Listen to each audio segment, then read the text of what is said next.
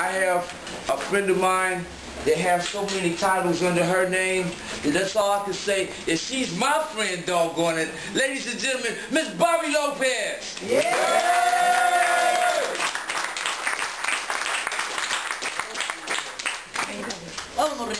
Okay, hola, hello everybody. I'm Bobby Lopez. I work at Voz Latina. I recognize a lot of faces here.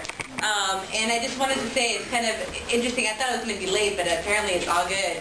I'm coming from a PTO, Tenderloin Community Elementary. And the reason I say PTO and not PTA is because the school is so damn broke. They can't pay, I'm serious, they can't pay the PTA Association $200 to $400 to use a name. So they created a whole other organization. We spent 40 minutes talking about the organizational name so that they could start a new group to fundraise for the school.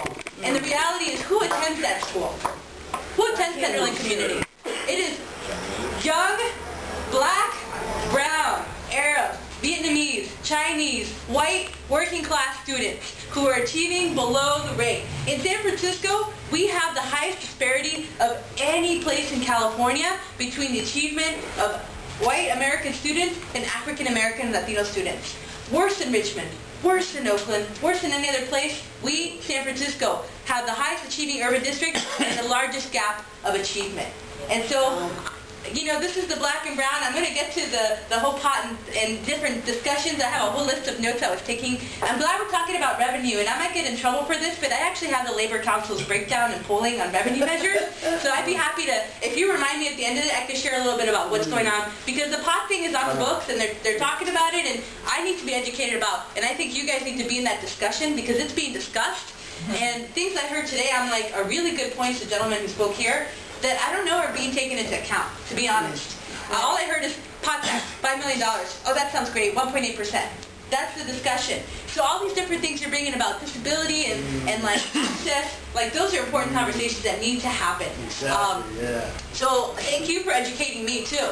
And I think a lot of folks in this room can educate me about black and brown unity too, because we have a lot of history in this neighborhood. Black and brown unity is very important to me on a personal level. I'm an immigrant, I'm Latina. My family was involved in the 1968 protest. My dad was in jail. And so all these things are very personal to me. My partner is African American. Her family's from Oakland, you know, Black Panthers, you know, and that's something I'm learning about, you know, because I didn't grow up in that culture, but damn, there's so much fight in this Bay Area, and we can't give up. We can't let go. And I don't want to just make it black and brown too, because there's a lot of white allies, and there's a lot of folks that are working class, and really it's about class in so many different ways, you know?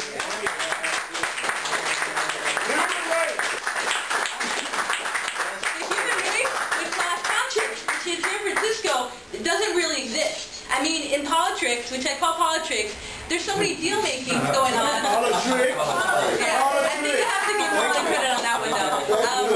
The reality is, even in our neighborhood, there's so many deals being made. You know, I really didn't like when Rincon Hill happened, because I'm like, first of all, why are we making deals with the devil? We're gonna get fucked. And where are we now? The deal was made, and we're fucked. President of our health board, ladies and gentlemen, I give James Keys.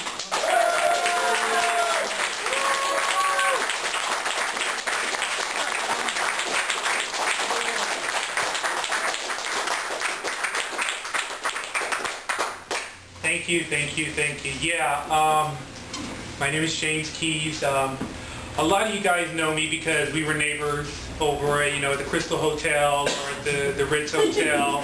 You know, when I was over in Supervisor Daly's office, you know, and I was there for 3 years volunteering 8 hours a day, 5 days a week, to make sure that each and every one of you was getting your voices heard. You know, that's where you know me from. That's where I met Shona. Yeah, we were 5-6 years ago. You know, Access of Love was nothing like this. I forgot. Were you guys down over here?